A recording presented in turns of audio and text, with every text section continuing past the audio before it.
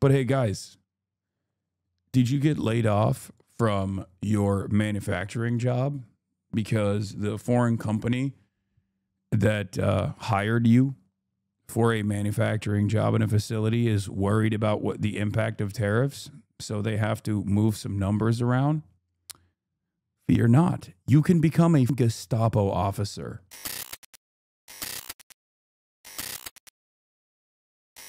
Stocks are sinking sharply right now. The Dow is down. Take a look at this. The Dow is down right now a lot of points, 1.64, 1.65%. The Dow Jones is down 729. Is this good? I don't really understand numbers and stonks and the economy or tariffs.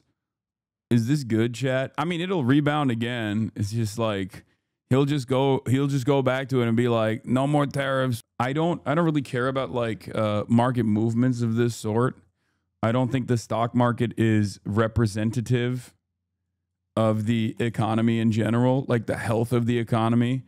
I don't think the GDP is an adequate metric to understand the way that people exist. I don't think that it's a good metric. I don't think the stock market is a good metric either. It's a good metric for how much wealthy people are making money. Like wealthy people who have parked all of their net worth into stonks. But yeah, a job report came out and it was insane. A job report came out with that showed some numbers for the month of July, but that wasn't the real interesting part of this. Like there was limited job growth. It was less than expected, but not like too much. But the real scary part of the job report that came out was actually the correction in the past month's job reports, where apparently we did not get 114,000 new jobs. It was more like 14,000 new jobs, which is crazy. That's right. They're making America great again. It's like, okay, so we got some IOUs. All right, got it. Where is the money going? Like, the roads are still dog shit. I don't think that is going there.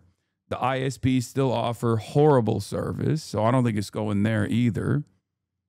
Yeah, the net correction was minus 258,000 jobs than first reported. Now, look, I don't know if this is normal or not. I don't understand. I'm not an expert, right? But people that seemingly are experts here are saying, Justin, a weak jobs report. The U.S. economy added only 73,000 jobs in July. That's way below expectations. May and June revised down by 258,000. 75% of the July job gains came from healthcare. The unemployment rate ticked back up to 4.2 from 4.1 in June. Wages grew 3.9 in the past year versus 2.7 inflation. Heather Long continues, chief economist for Navy Federal, columnist at the Washington Post. The labor market is in trouble. Healthcare or social assistance are pretty much the only sectors hiring. This is not healthy. Retail plus 16,000, finance plus 15,000, hospitality plus 5,000. I mean, this makes sense. Do we really need more hospitality workers when tourism is taking a major hit? Who the is going to want to come here? State government plus 5,000, transport and warehouse plus 4,000, construction plus 2,000, professional business services are down 14,000, federal government is down 12,000, down 84,000 since January. They almost fired. There were almost 100,000 people that lost jobs in federal government. 11,000 in manufacturing, directly tied back to tariffs and the tariffs mania. Because on the one hand, with tariffs, the inconsistency and the instability might be good for Trump's close friends and associates that know that he's not going to pull the trigger on the tariffs or whatever. My company just had layoffs announced today. Jesus Christ. But hey, guys, did you get laid off from your manufacturing job because the foreign company that hired you for a manufacturing job in a facility is worried about what the impact of tariffs, so they have to move some numbers around? Fear not. You can become a Gestapo officer. Great. Great. I thought you meant like wrestling. No, I mean like literally. It's going to get to a point where the only jobs that are available are ICE agents, like snitch hotline person, like arresting the remaining people that actually work in construction and things of that nature. Meanwhile, Trump is what? In wake of bad jobs report, Trump wants to fire head of labor statistics department. Trump said on Truth Social that he will remove Erica McAnterfer as the commissioner of labor statistics after the July employment report found that just 73 jobs were added. I don't know if this is because he's mad about like how little new jobs were added and she didn't lie enough, or because she lied in the past, or like the previous estimate was so off base that they think it's like ridiculous. I was just informed that our country's job numbers are being produced by a Biden appointee, Dr. Erica McIntyre, the commissioner of labor statistics, who faked the jobs numbers before the election to try and boost Kamala's chances of victory. This is the same Bureau of Labor Statistics that overstated the jobs growth in March 2024 by approximately 818,000, and then again right before the 2024 presidential election in August and September by 112,000. These were records. No one can be that wrong. We need accurate jobs numbers. I've directed my team to fire this Biden political appointee immediately. She will be replaced with someone much more competent and qualified. Important numbers like this must be fair and accurate. They can't be manipulated by political purpose. Wait, but isn't she doing what she did for Biden, but for you, and you're mad that she actually didn't continue doing for you what she did for Biden? Also, the thing that I don't understand about this, the thing that I don't fully understand about this is like, are these jobs numbers just like phony, made up? Someone is just going around and just saying like, no, shit's great? Or is it like, I don't know how these statistics are tabulated. Is it because companies constantly have these like ghost jobs that they never fill? And then the Bureau of Labor Statistics actually responds to that as though these are like real job openings. Like, how do you get something like this so wrong? I don't understand. Also, I mean, this is anecdotal and it's not a great way to make an assessment, but the report from most people that have jobs, that want to get other jobs, and also most people that don't have jobs currently and want to get a job, is that they just keep applying to these millions of different job openings that seemingly are out there, and people don't even like call them back. Like, there is something so inconsistent with what's going on. Brutal. If you exclude these two categories, job growth has been running negative for 3 straight months. Basically, the only U.S. sectors in the U.S. economy that are adding jobs are healthcare and social assistance. That's crazy. It's also crazy because like we are a growing nation, right? I mean, we have 330 million people here. So there's like constantly new babies popping up. The population is constantly increasing, and therefore there should be more need. There should be more jobs. There should be more people working to fill those roles. You know, you need new houses, you need new homes, you need new roads, you need new cars. People need to build those things. And that's why there's no lump sum of labor technically. Now, of course, you can create a second tier of labor to depress the existing wages. And America has done that consistently for decades with undocumented immigration. But even then, especially at a time when undocumented immigration has been curbed dramatically, there shouldn't be this kind of a response. Yeah, this is the other side of the story that David Dane correctly points to, which is that the only source of labor stability right now, the only sector of labor stability right now, healthcare and assistance, social assistance, is getting at least $1 trillion cut, with insurance being cut to 15 million people. So that growth will bleed in the coming months. A worrisome futuristic jobs report. In the newsletter, Joe Weisenthal says, in the newsletter I wrote about today's labor market data and how it was not only bad, but bad in a specific way that could portend a more ominous direction for the economy. Today's non-farm payrolls report was not good, but it's more than that. There was something ominous about it, or like it was a glimpse into a weird future. Let's start with the data. The actual headline numbers weren't really that big of a deal. Headline job gains came in at 73,000 versus expectations of 104,000. Not the end of the world. The unemployment rate ticked up to 4.2%, but that's what the economists were forecasting, so that's fine. However, there are two mega asterisks everyone's paying attention to. First was the revisions. According to the BLS, the last 2 months of job gains were overstated by 258,000 jobs. Those solid post-tariff reports, an apparent mirage. Shocking. But then also, look at what sectors are adding jobs. And we already covered that. It's healthcare. 73,000 jobs are added in July, and 73,000 of them can be attributed to two low productivity sectors that increase mechanically almost every month as society gets more old and infirm. Everything else is stalling at best. It's actually worse than stalling. As Matt Basler noted, without healthcare, the last 3 months of payroll gains look like this: minus 53,000 and minus 45,000 in June and minus 300 in July. Of course, we know in reality that it isn't just healthcare and social assistance that are growing. There's that whole AI thing going on, which is helping lift the entire stock market to record highs. Yesterday alone, Meta added about $200 billion to its market cap. Everything is so fake, dude. I mean, come on, dude. Everything is propped up by stonks. Literally. That's the only area there where there is like noticeable growth, and it's completely fake. It's completely fake. It's all a speculation for the future that these companies are going to be completely destroying the existing labor pool. Like, that is what people are making money off of right now. The speculation that these companies that use artificial intelligence, okay, are going to be able to gut the existing labor pool. This is one of the best reasons why I always point to the stock market not actually being a good metric for a healthy economy. Because I always use the example of a merger, right? In the aftermath of like a mega merger, two companies merging with one another, right? Larger company eats smaller company, whatever. There are always layoffs that come in the process. They eliminate redundancies. Their stock price goes up because they've become more efficient, right?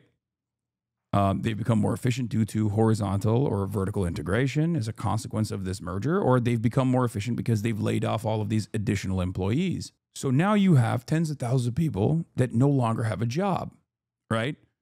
They've been taken out of the labor force. They're clearly not doing better. Tens of thousands of families are now doing worse than they were before. And yet, the stock performance looks great for those who actually are wealthy enough to have been able to purchase stocks in this company are now doing better overall. How can you look at a system like this and still think this is a perfectly healthy way to look at to make an assessment on a perfectly healthy economy? It's not.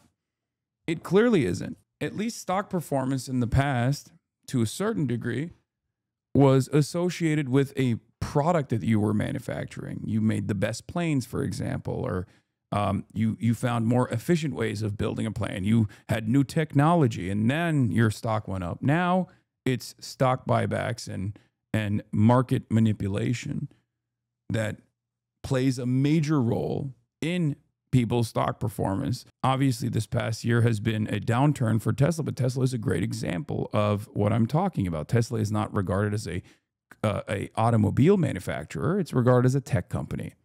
So every time Elon Musk comes out and lies about whatever kind of new initiative that they're building, its stock performance goes up. It has nothing to do with the cars that they're making at all. And as someone who isn't like a finance guy, I look at this from the outside and I'm like, how does this make sense? Finance guys try to explain to me, like, you don't understand. The analysis is different because it's a tech company. But I just don't, I can't understand it. Like the whole purpose of this, like the whole purpose of any kind of like valuation was supposed to be like what you are making and what, like how much revenue you're generating by selling things, okay? And how much it costs you to build those things that you're selling to begin with. And when you make an innovative product, or when you find new technology, right? You are supposed to be rewarded in the market for that. That is how it's supposed to work. And yet That's not how it works at all. It does not make sense. Larger write-offs when the stock plummets is this unproven tech, regulators on the board. This is not an argument. I'm not simply talking about like what the stock market has become. I'm also like, people will sometimes hear me say certain things about like cryptocurrencies or whatever, or the stock market, and they misunderstand it. Like, I'm fundamentally saying that the way that the stock market has been designed is not an indication of anything but wealth consolidation. That's it. And not even wealth consolidation for Americans either. Wealth consolidation for an international consortium of capital owners, faceless, lifeless capital owners. Numbers going up for them, regardless of whichever country they're in, as long as they've made this investment into a company, as long as they are shareholders, and nobody else. Everybody else keeps getting in the process. But because we've also kind of created an environment where you feel as though you have a stake in this because you have a 401k, for example, a lot of people are deluded into thinking that they're doing better overall when the stock market's doing better overall. But within the stock market, the gains are privatized and the losses are socialized. So whenever companies are doing well, it's the wealthy that are doing really well as a consequence of that. And when the stock market is doing poorly, well, then everybody suffers. Of course, the wealthiest suffer significantly less. I don't know. I'm not a very intelligent person, especially when it comes to this kind of stuff. It's not my forte. But to me, it just feels so made up and so fake. And yet people defend this despite the fact that they're not getting anything out of it. Generally speaking, the other big tech giants are more or less riding the same wave. It's great for shareholders. It's great for some workers. Again, with Meta, it's been hiring top AI talent with compensation packages that are in line with professional athletes. But if you ignore this very small slice of elite AI talent, the labor market within tech doesn't look that great. Microsoft has been another huge AI winner with its cloud business growing like crazy. And yet even they've been cutting jobs. The CEO, Satya Nadella, even posted a memo about how the pace of layoffs at his company have been weighing on him. This is a weird state of affairs. Normally when a company's profits and stocks are booming, you just sort of assume them to be in hiring mode. No, you don't. That's it. That's what I mean. Like, you don't. You just don't. That's not, when has that been the case in like the last 25 years? You know what I mean? I feel like that's just never been the case. And this is a, gaming adjacent community. So I think a lot of you actually know this better than anybody else. Company, game developer comes out with a banner prized AAA title. It's incredibly expensive. It rakes in billions of dollars. Record high profits. What comes immediately after that? Layoffs. It's just like, it doesn't make any sense. It literally doesn't make sense, but that's just how it's been for as long as I've been at least an adult and paying attention to this stuff. It's crazy. Yeah, Microsoft has reached $4 trillion in valuation after solid results. The only other company that has like a big T valuation is also, as Trump calls it, NVIDIA, right? What's the reason for both of these companies' valuation exploding? AI.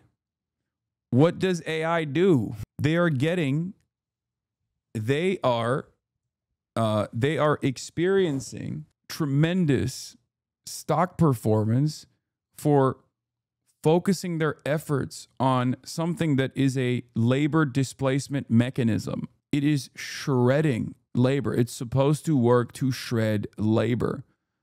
Now, I'm not against AI. I'm just saying, without regulation, without some kind of insurance that when the company tries to become more efficient by utilizing AI, they instead of firing employees, they have to give commitments, assurances to its labor force that they actually just lower the time that employees work and also boost their pay directly adjusted to the output that they have.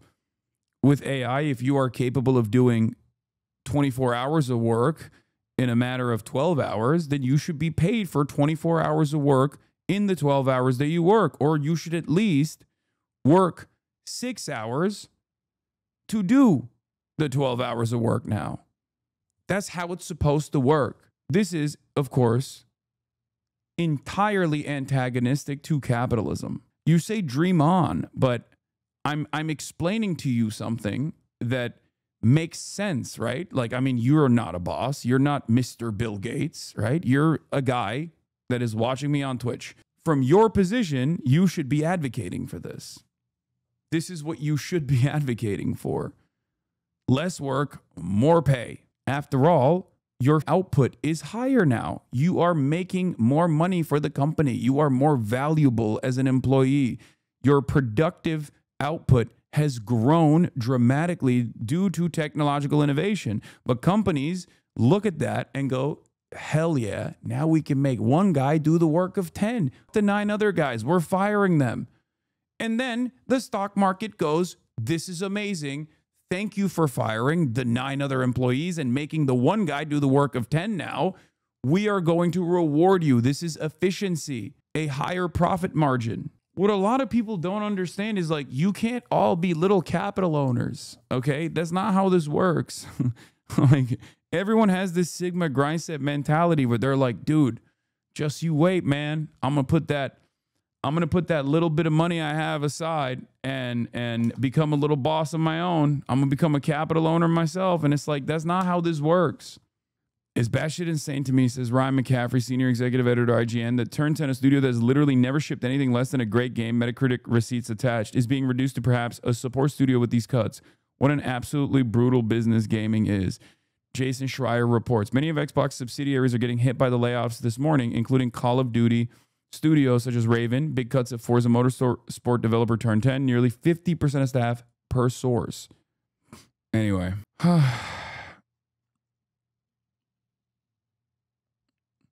But in this current system, investing early seems to be the only way anyone even has a chance to make it out of the rat race or be super talented. Okay, good luck. That's it. That bug has already hit you. You know what I mean? You've been duped. You've been duped. You've been duped. What capital do you have?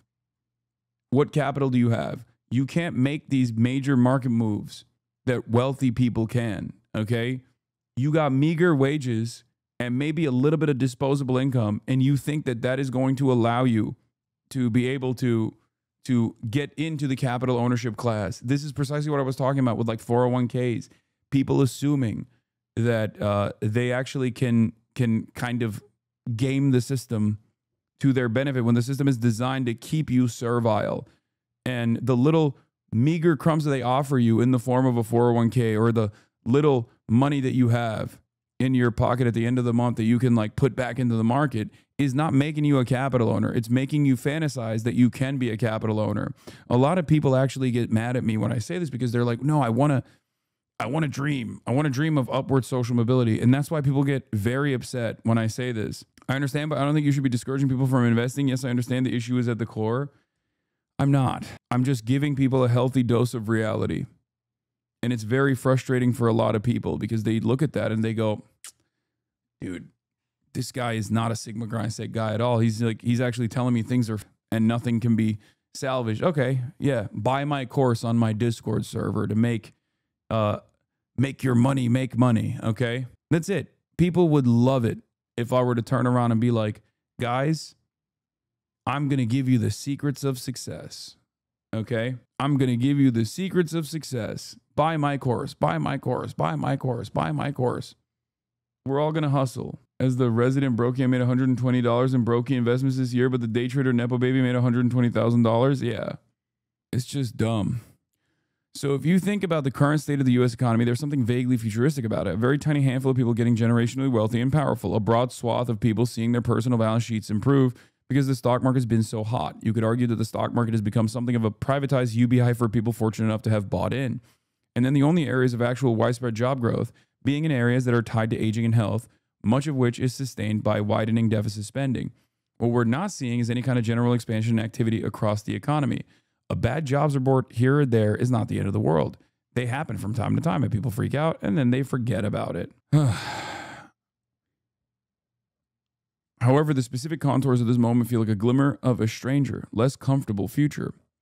It's interesting to observe the market today. 2-year yields are down sharply, about 21 basis points, as you would expect, because the weakness in the data make the case for sooner cuts and more of them. Odds of a September rate cut are now at 88%. Just yesterday, they were less than 40%. And yet the action at the long end of the yield curve is less dramatic, with the yield on the 10-year down closer to 15 basis points. The market is telling us that over the long term, conditions will still warrant elevated interest rates, even if we're in a moment of stall. In fact, this is generally a problem for both the Fed and the White House. Today's data certainly makes the case for cuts look stronger. In fact, at 8 a.m. this morning, Fed Governor Waller put out a statement explaining why he voted for a cut this week, and the argument holds up well. But if the goal is to revive the housing market or to reduce interest payments on the debt, which seems to be what Trump is interested in, it's not clear that we're going to get much juice from the squeeze on cuts. This is literally capitalism killing itself, okay? We are experiencing the final stage of Reagan-era neoliberalism in the United States of America. Uncontested capitalism in the aftermath of the dissolution of the USSR with no ideological market competitor basically eating itself alive, because every company wants to monopolize. Every company has a tendency for corporate consolidation, because that's the only way you can engage in price fixing, you can engage in price leadership, and keep up shittier and shittier, increasingly shittier and shittier products, increasingly shittier and shittier services, while simultaneously boosting the prices. Okay? It's like Amazon. You capture the market, and then after that, you slowly but surely raise the prices. And if that's the case, and there's no regulation whatsoever against endless amounts of profit seeking from corporations, and corporations basically use the government like a fleshlight, okay? What is the other outcome here? Of course it's supposed to be like this. Of course this is inevitably going to happen, that capitalism is slated to crumble within its own contradictions. Not to talk about the big guy, okay? But this is it. Because endless greed means there's endless opportunity to seek out profits in areas that the welfare state is supposed to take care of, right? So you privatize those areas as well, with the hopes that you can make sure that you can keep returning more profits to the private sector. And then they rinse and repeat the same cycle of corporate consolidation, increasingly shittier products, increasingly shittier services, because it's not profitable. Everything gets worse overall for the average person, and people at the tippy top of society, the top 1% that increase their ownership over many different sectors, keep making fake money like the numbers that keep growing in the stock market. Meanwhile, on the other side of that, you have millions of people, tens of millions of people who are now jobless, who have to go into the gig economy to hopefully be able to feed their children. That's where we're at. Of course, people are going to be increasingly resentful. And now, when that resentment reaches a boiling point, you have fascism. Fascism restores order. Fascism creates a different villain, not the villain that actually has designed society in a way where you experience these horrible realities, where your dream dies of upward social mobility. Fascists tell you there's a secretive outgroup out there. For Nazi Germany, it was the Jews, it was the socialists, the trade unionists. For the United States of America, it's the undocumented migrants, the trans people. For Nazis, it was trans people too. It's always how it's worked, and that's the direction that we're going towards right now. Yeah, fascism is capitalism in decay. And capitalism is slated to decay if we just only try to max out corporate profits. Anyway, maybe things will turn around for the better. Who knows? But as long as liberals hyper-focus on their true enemy, which they think is people like myself, saying it's your bosses and it's the corporate profit seekers that are actually at fault for the way that this society is designed, I don't think there will be a lot of momentum in this direction. Because there are people all the way from the lumpen proles, the counter-revolutionary people who think, the temporarily embarrassed millionaires who are actually not millionaires at all the way to the modest millionaires and billionaires at the tippy top that either, one, demonstrate class solidarity because it benefits them, or think that if they actually suck up to the billionaires, one day they too will become a billionaire themselves. They defend a system that doesn't help them at all and actively fight back against anyone who tells them there is a different future out there. There is an alternative method out there. There is an evolution from this previous evolution, because obviously capitalism was good in its inception. It was a better version of the previous methods of commodity production. But it's time for an alternative vision. Points right now, that's a big number. This morning's lackluster jobs report and President Trump's new tariff policy clearly having a major impact. The Labor Department says just 73,000 jobs were added to the U.S. economy in July, far fewer than expected, and revised figures show June with the weakest job growth in more than 4 years. President Trump is also cementing his break with America's longstanding free trade policy as he announces sweeping new tariffs for the entire world. More than 60 countries now face higher rates. The new tariffs for any country with a trade deficit is now at least 15%. And more than 24 nations are being hit with an even higher percentage. These new rates will go into effect on Thursday. CNN is covering all the angles with Kevin Liptak over at the White House, Matt Egan in New York. Matt, let me start with you on the jobs report. Update our viewers. Yeah, Wolf, this was an ugly report about the most important part of the U.S. economy, the job market. We learned this morning that the U.S. economy added just 73,000 jobs in July. That was weaker than expected. The unemployment rate went from 4.1 to 4.2%. My impact. As expected, still low, but moving in the wrong direction. But the big thing here that has economists and investors on Wall Street alarmed is the fact that the U.S. economy added almost no jobs at all in May and June. There were these massive revisions downward to those 2 months, showing that the economy added about 250,000 fewer jobs than previously known. June at just 14,000. Some context, that's the lowest since December of 2020. When you dig into some of the Hassan, listen to me. Don't even give Republicans the fake W that the market is good, because it is not. These bullshit tariff dips left and right are dog shit for the market, and Kamala would have given us a higher stock market. Bro, I don't think you understand. I am fundamentally at odds with you if you think that I give a shit about the stock market performance. Okay? I just spent the last hour explaining to you in great detail that, like, the stock market performance does not actually mean your situation is better overall, or the average person's situation is better overall. And you just came in and you were like, well, my stock portfolio would look better if Kamala Harris was the president. That attitude is at the heart of why we are not getting the changes that are necessary and bouldering towards fascism. That's precisely my point. My point is, unless we move away from this kind of attitude and re-envision what a healthy economy looks like by putting labor first, by putting average Americans first and their existence first, we are cooked. Sectors, almost all of the job gains in the month of July came from one sector, and that is healthcare. Other sectors, including manufacturing and business services professionals, they lost jobs.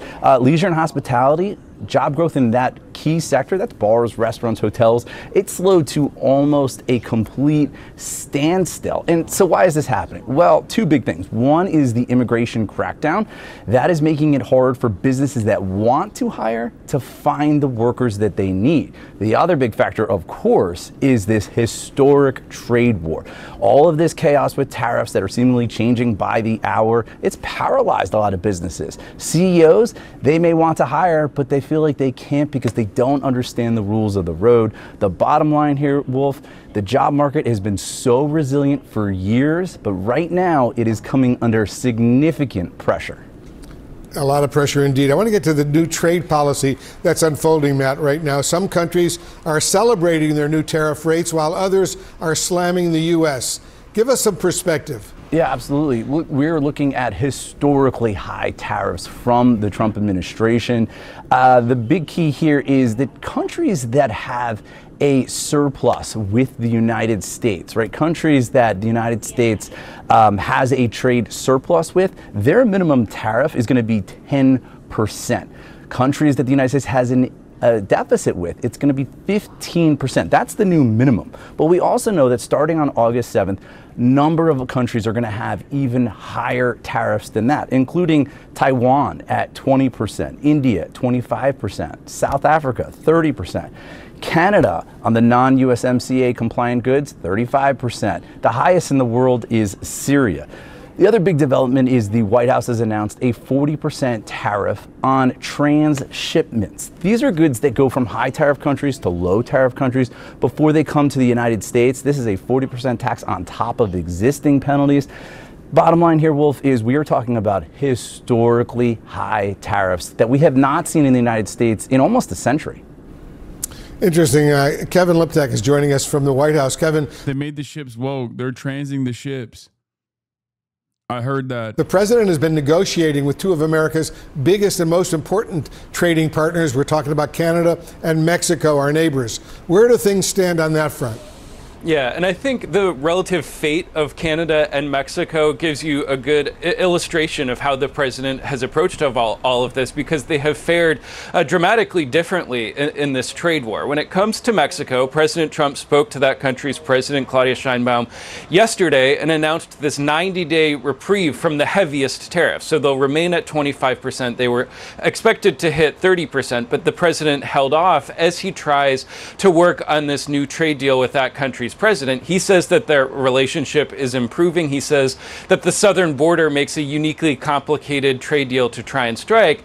Canada has fared very differently. The president jacking up tariffs on Canada from 25% to 35% for what he says was lack of cooperation in trying to combat the fentanyl crisis. The president has had obviously a very testy relationship with that country and with its new Prime Minister, Mark Carney, who said in a statement that Canadians will be our own best customer. He says that they'll work to diversify their trading relationships throughout the world. And so in these two examples, I think you have a good illustration of how the president is approaching all of this. One, these interpersonal relationships continue to be very important for the president.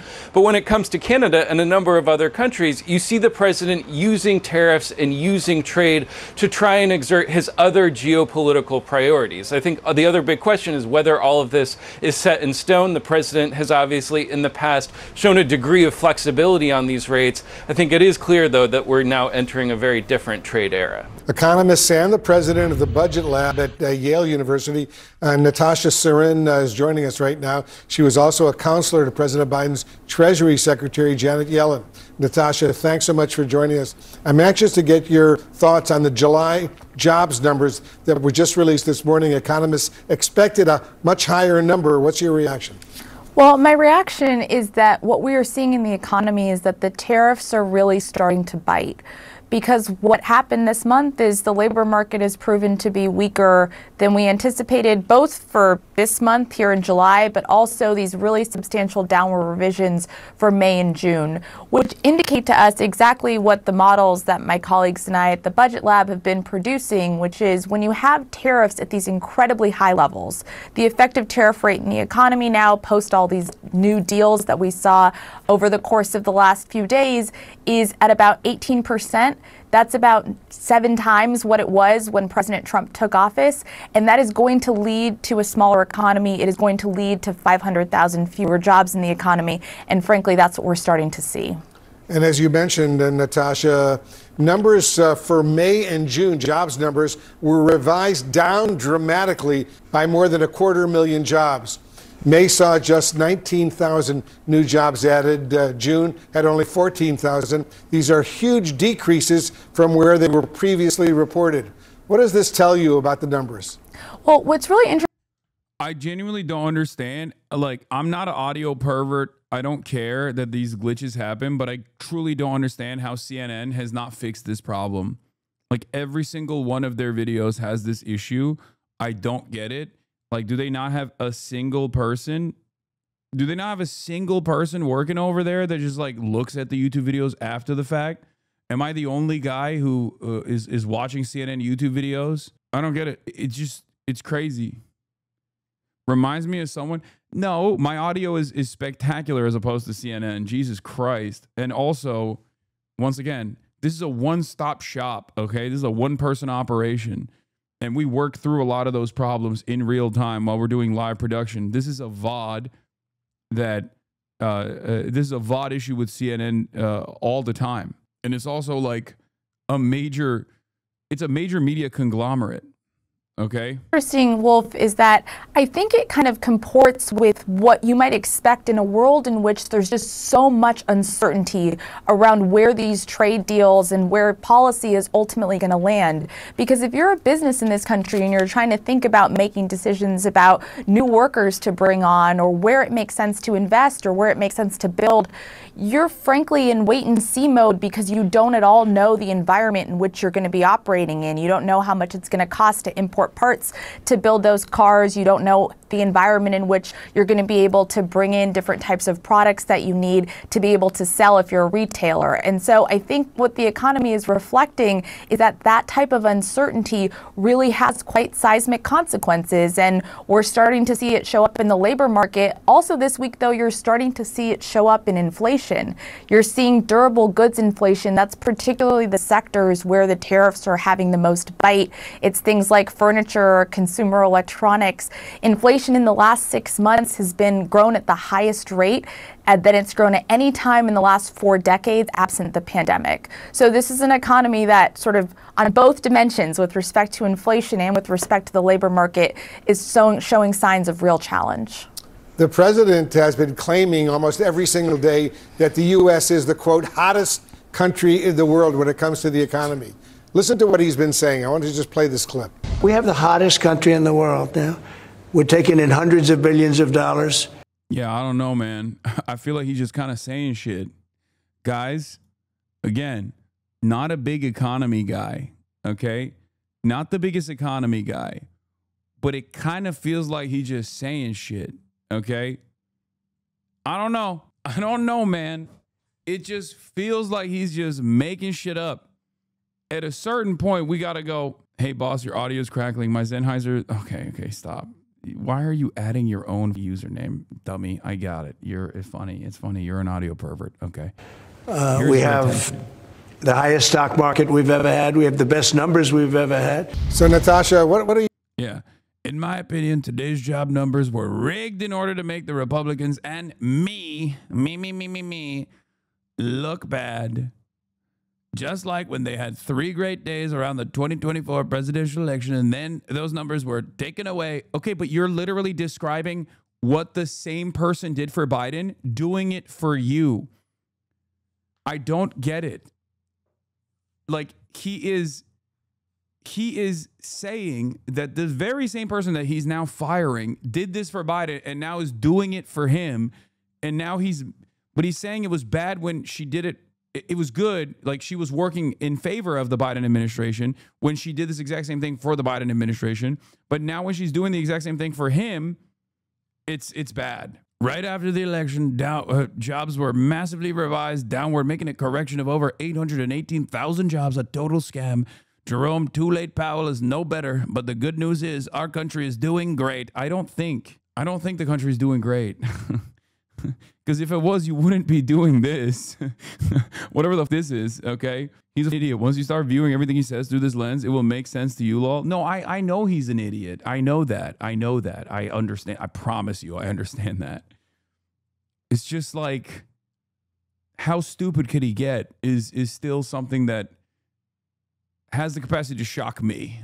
A Trump stan, a Trump follower, someone who has followed Donald Trump for fairly closely for quite some time. What's your reaction to that? What do the numbers actually show? Well, the thing is, when President Trump took office, we actually had a very, very strong economy. The labor market was very strong, and you had inflation. It hadn't gotten all the way back to the Federal Reserve's 2% inflation target, but it was well on its way. The sort of challenge that the economy is facing right now isn't that we've had a financial crisis or that there's been some sort of seismic event like COVID. What's happening right now is we have this man-made crisis that's come as a result of these trade wars, where it's impossible for businesses to make any real decisions. Like one of the funniest parts about this like horrible situation overall is that things are slated to head in this direction regardless, unless the Democrats or the Republicans make the necessary changes that actually improve people's living conditions, living standards, and dramatically restructure the way that our economy is organized. They're never going to do that. Their job is to literally not do that. Okay.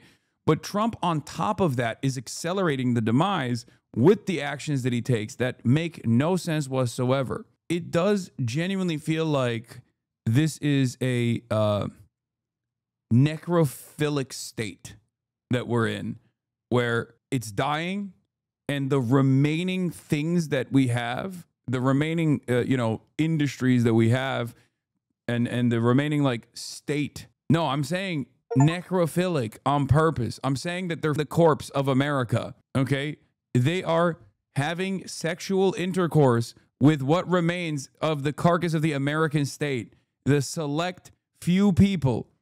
It is very much the demise of the USSR. Okay, it's giving. Wait, why'd you say gaming? Why are people saying copium gaming? Oh, is it because did the Steam thing download completely?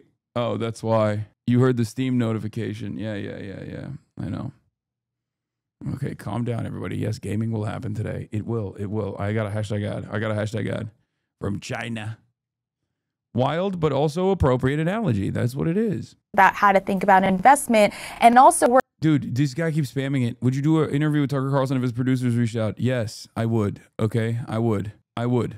He has a ginormous platform. It would not be a positive one, but I would. I've said it before. I will go on any platform. For consumers, because essentially tariffs are a tax on literally everything the American consumer is buying. When you tax those goods, you make them more expensive, and that impacts the pocketbooks of the American people to buy those goods, but also changes their choices about other goods that they're going to be able to buy if the prices of things they need for things. Breaking news this morning, economic news, brand new jobs numbers just out. You can see them behind me. In July, the U.S. added just 73,000 new jobs, below expectations, the unemployment rate at 4.2%. But the big news, really big news, major revisions for May and June, major downward revisions. Those months much, much worse than thought, really making them two of the... It's crazy because like they cooked Brandon when this happened. Trump literally brought it up. Trump brought this up with the Brandon regime too. Max Blumenthal, don't agree with all his takes. Obviously, neither do I. Calls it the necro economy, a corpse that produces no real goods in manufacturing. Only remaining goal is profiting off death and weapons. The deadly health insurance industry scam, the inefficient and deadly weapons and war industry are the only real things left, and the fake bullshit like AI and crypto. Like, there's nothing there. Okay, with AI and cryptocurrency, there's nothing. There's no output. It's just not real. It's not a real thing. It's not like a tangible product. I guess you can say with AI, like it's supposed to be more efficient manufacturing, more efficient everything, but that efficiency comes at a cost, and that cost is the evisceration of labor. So what's supposed to happen? We just have like a 99% of the population be like servile little serfs, and the top 1% is just like unimaginably wealthy, and everyone else is just a slave. And it's all held together. There will be tremendous resentment towards that sort of thing, but all of that is held together by like a fascist military state with, I guess, the only remaining jobs being relatively well-funded soldiers that are there to make sure that any kind of discontent is stamped out violently. It's great. Fantastic. The weakest months since the pandemic. Let's get right to CNN's Zain Asher for the latest on this. What are you seeing, Zain? John, I don't know what to say. I mean, this number is bad. You mentioned the downward revisions, but if you look at this number, 73,000 jobs added compared to 115,000 that was expected. And you have to remember that. Actually, I take it back. It won't even be, it will be cyberpunk. It won't even be like, there will be no function of the state, not even for military purpose. It will just be like private military brigades, PMCs that different corporations hire and are just like at a constant state of warfare with one another and also consistently killing the working poor, you know? And we're not even getting any sort of cyber, any sort of like cybernetics or whatever. We're not even getting any of the cool stuff. No lifelike AI bot, artificial girlfriend. The best you'll get is like that horrible soulless grok. In order for us not to be in the danger zone in this economy, the economy should be chugging along at least 100,000 jobs every month. The fact that this is below that is significant. You have to go back to October last year to find a worse number. As you mentioned, the downward revisions are really problematic. We're talking about June being 14,000 instead of 147,000. That's a huge discrepancy. That is huge. And then you think about May coming in at 19,000. And a lot of the economists that I've been speaking to have been warning me that, look, when you start laying off the people whose very job it is to actually collect the data, that is likely at some point going to show up in the numbers. And the discrepancies is really what concerns me. I do want to talk about some of the specific sectors.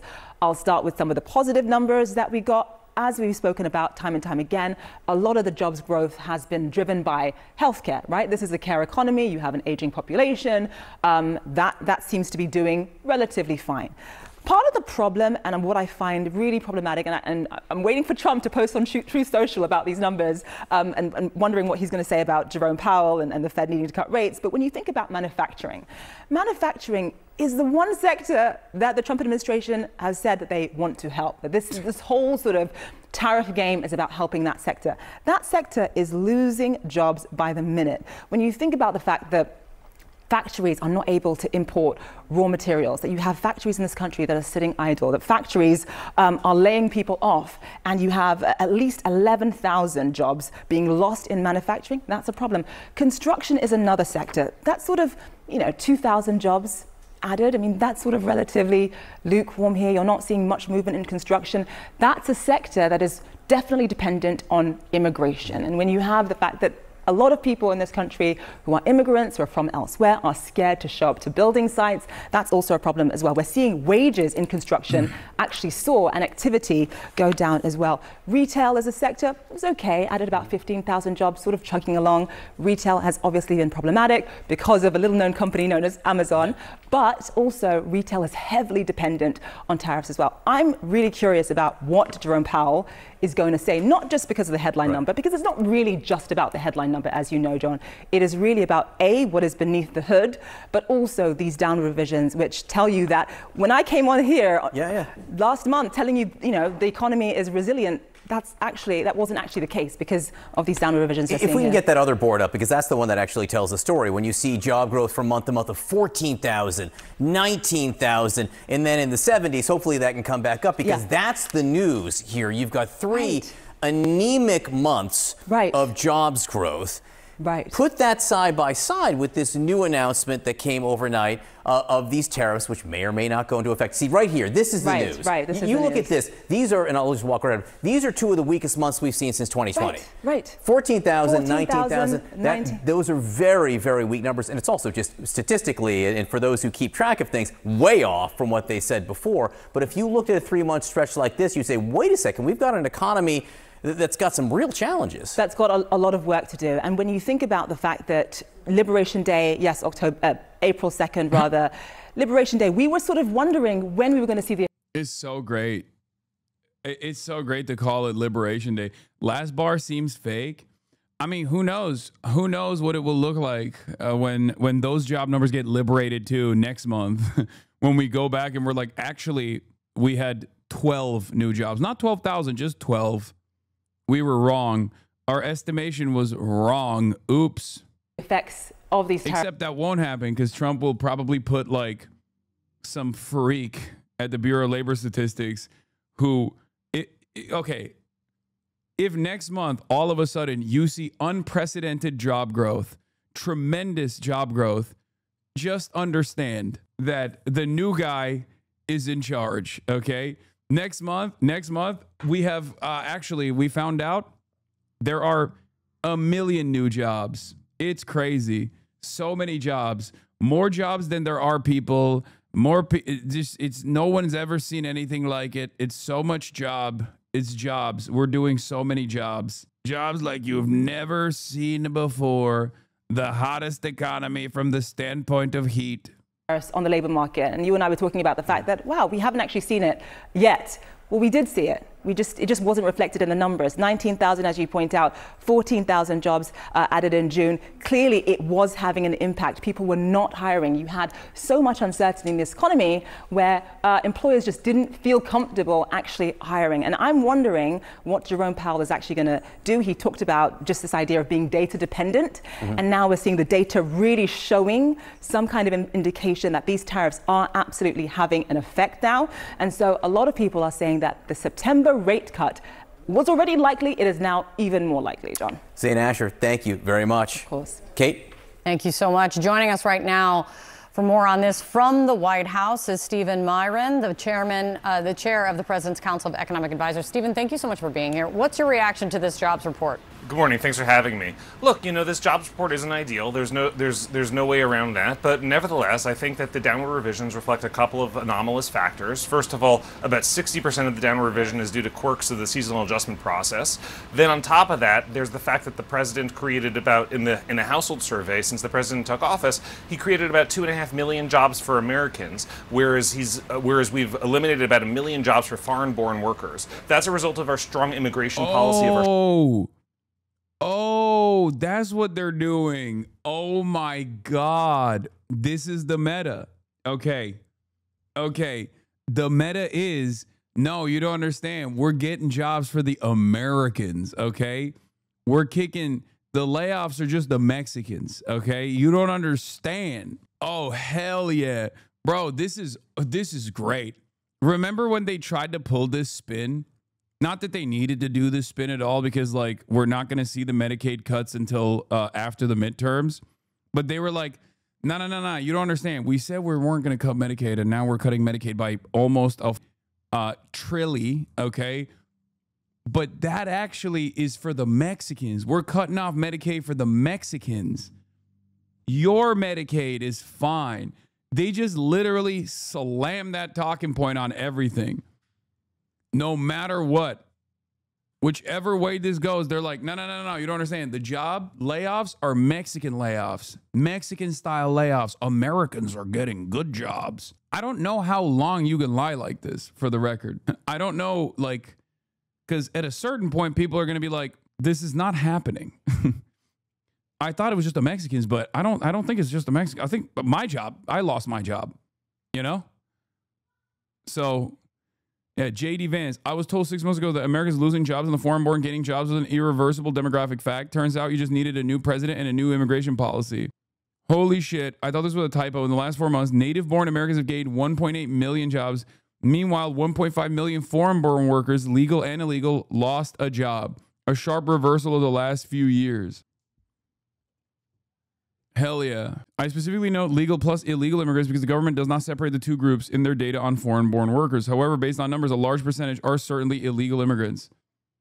Yeah, no, this is certainly, this is happening. This is for sure. Also, once again, having to remind myself that Americans would quite literally rather be unemployed than work any sort of agricultural job. Yeah, no, you don't understand. They're lining up, dude. They're lining up, dude. You don't understand. They are working the crops left and right. He's going to send me a quote for something that is broken, like the fuse box or something. Okay. 0 white people lost their jobs. I swear to God, bro. Come on, bro. No, you don't understand, bro.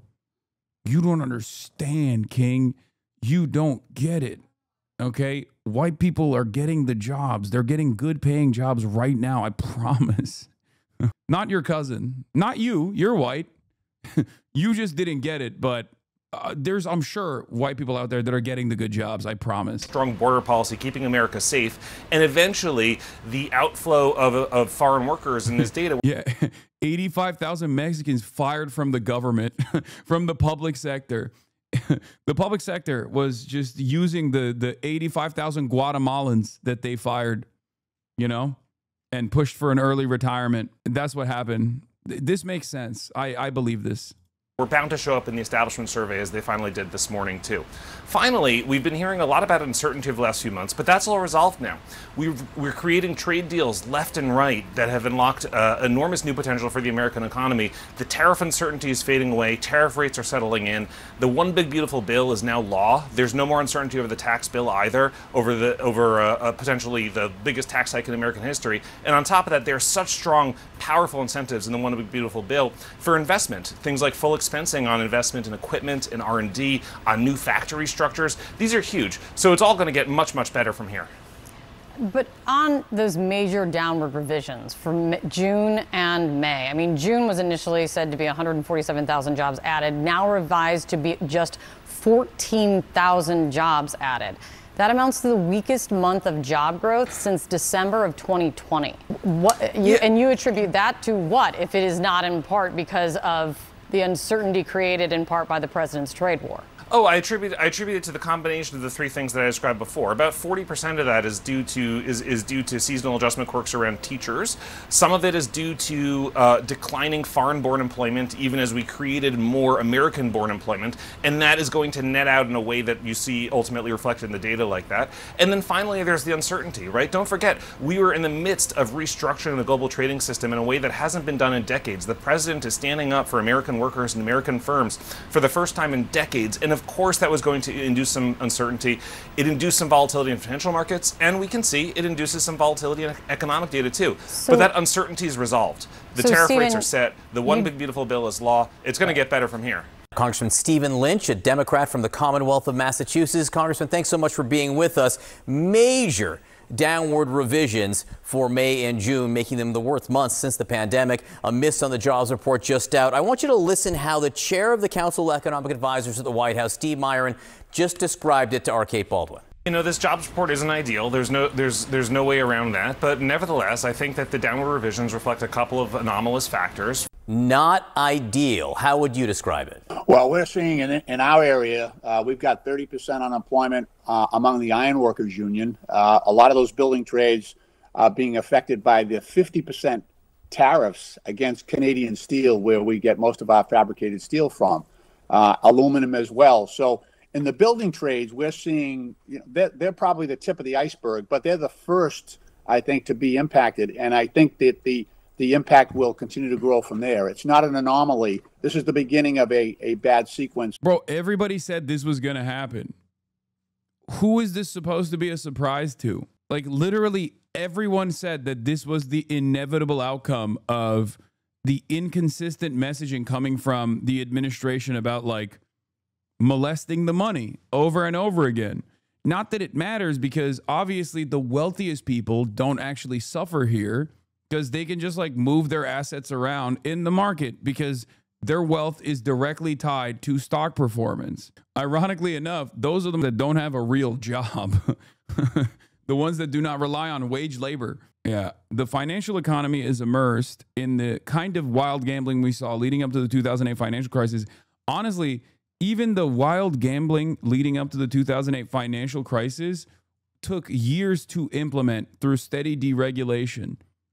This is just like, this is a level above that. I think this is just straightforwardly using the entire American economy and the stock market as a get-rich-quick scheme for the richest people. Just turning it on and off so that his homies can like buy and sell quickly. I don't get it. Bro, don't take this as a complaint. I'm not as mass-sensitive audio per, but did you change your mic volume? You're hella quiet. But YouTube is loud us dealing with it, whatever, to be honest, but just wondering. No. Wait, let me see. Maybe.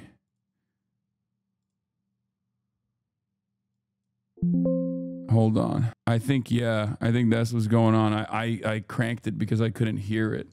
Hold on. Robert Reich says, we're seeing it all over again. This time with crypto, meme stocks, junk bonds, and investors pumping up shares of AI stocks without knowing what it is. Be warned. For employment in the country. Actually, 11,000 manufacturing jobs lost last month in those reports. You are deeply connected to the unions up in Massachusetts, South Boston, and elsewhere. What has the impact been of the president's tariffs to this point on manufacturing, and what do you think it will be now that he is announcing a new round of tariffs that he says will go into effect in a week? So I've got about 6 major projects that have already gone through the environmental process, the community process, the zoning process.